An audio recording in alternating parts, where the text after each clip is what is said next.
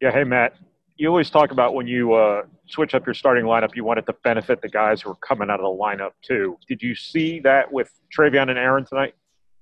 Well, I think they both played well. Obviously, the way Indiana State pressured us and tried to take passes away, opened up, obviously, the ability to feed the post. And anytime you can get deep position and stay one-on-one, I thought Travion did a good job of just going right at him. And,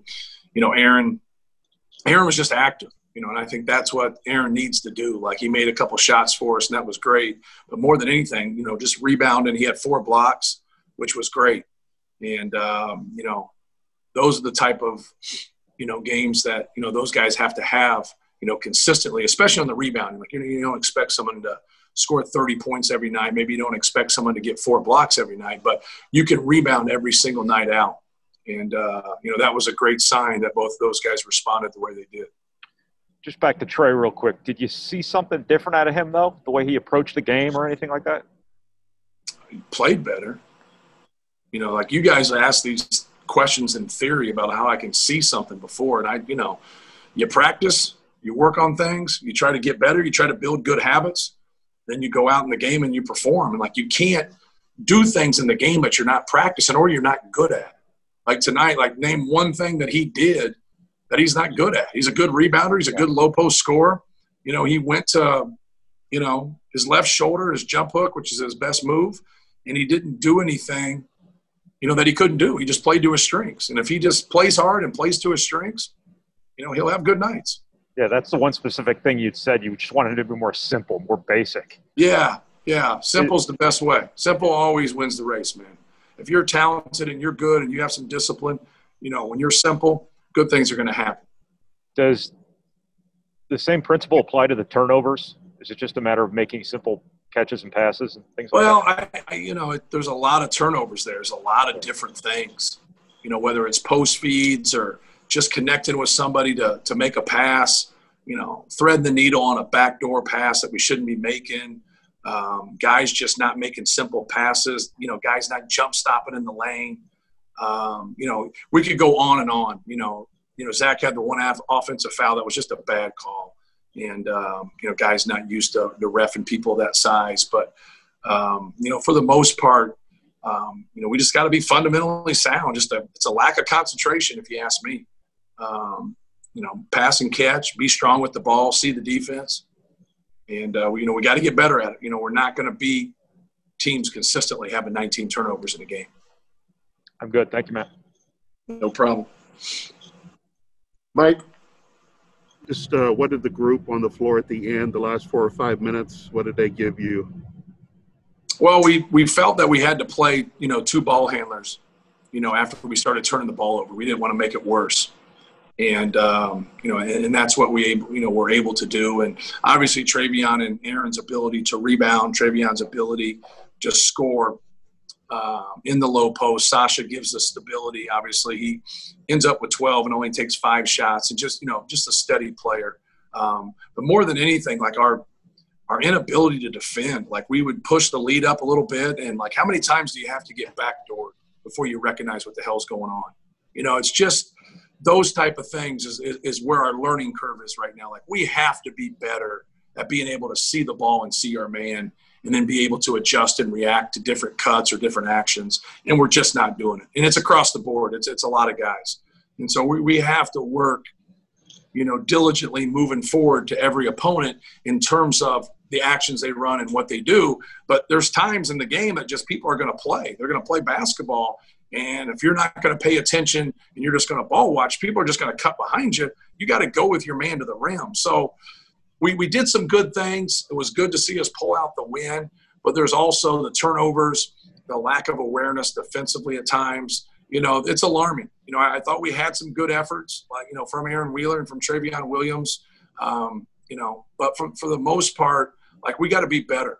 And, we got to strive to be better than we were tonight. I mean, that doesn't you're jumping into the deep end starting Wednesday with the Big Ten. I mean, you don't have a lot of time to figure this stuff out. I mean, are you going to have to figure it out in games? Well, I hope so. That's the whole point. Like, that's why you practice. So you go to practice and you work on it. You watch film, you work on it. So The light's got to come on for some guys. That's the best way to put it. Like, you got to compete, you got to lay it on the line, but you got to be functional, and you got to know what the hell's going on. And, it's not like we're playing 7 defenses here. We're playing 1. And we got rules to what we do, and stick to those rules and compete. I don't care if you're 18 years old or you're 23. Everybody on our team can play. We just got to have more discipline, and we got to work for it. Don't give in to things. Don't allow other people to set the narrative on where we are. We got to be better than we were today. Thank you. Yep. Anyone else? All right, Yep. Go ahead, Joe. Hey, Coach, how you doing? Good. Just returning to Travion one more time, not to beat a dead horse here, but he starts out the game. Obviously, he didn't start, but he starts out 0 for 4 and takes the first 8 or 9 minutes to score, and then obviously ends the half the way he did. Just within that first half, did he start doing something differently, or did you say something to him to sort of get him going, or was it just more of a story? No, just they were going to play us one-on-one in the post, so we were going to throw it to Zach and Travion as much as we could. So, they got 40 points between them. So if you talk about 40 minutes from one position and you got 40 points, I think that's pretty efficient, pretty effective. So if they were going to play us one-on-one, we're going to throw it in there.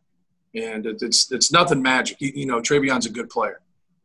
He just keeps things simple and plays physical basketball. A lot of good things are going to happen. Talk a bit about Cooper Neese and just his impact on the game and what it took to defend him as a team.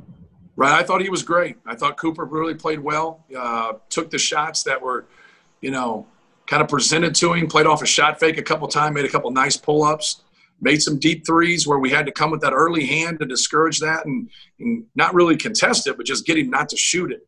And, you got to give him credit, but also, when you allow a good player to get his head up, and I tried to explain that to our guys about him.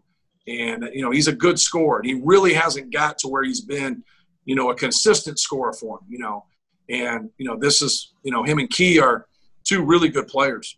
And both of those guys really played well. But I was impressed. I was impressed with their team. I was impressed with, Coach Lansing and their approach. Like, this is their second game. They played Truman State, and now they're playing us. And, they were right there in this game. And, you got to give them credit. They're going to have a good season. Toward the end of the game, it seemed like a similar picture to the Miami game in which the league kind of shrunk a little bit with only a few minutes left. What do you think was the biggest difference between how the team handled that situation tonight versus Tuesday? Well, I just think our execution. We had some breakdowns defensively, and Travion set a good screen for Sasha at that point around the 4 or 5 minute mark, and he hits a 3. We get a good post up. We had 4 or 5 possessions in there where in a couple of those we didn't knock down shots, but we executed well and got a good shot. And in Miami we didn't. Everybody kind of took their turns and, they weren't playing to win. And sometimes when you hear that about guys, you're like, oh man, it's like a subconscious thing. Like everybody's like, they're going to fix the problem by just taking a shot. And then when you get 4 guys in a row that do that and you throw a turnover in there and some breakdowns on defense, now you have a debacle and you lose the game, which we did. And so we talked about it in the huddle. We talked about, hey, we're in the same spot we were against Miami, but let's get some stops here. Let's have more discipline on the defensive end. But let's execute down here offensively. Let's get the shot that we want. Let's nobody force us into, shots that we don't want. Thank you, Coach. Thank you. Anyone else? Cool. Thank you. Thanks, guys. Thank you, Matt.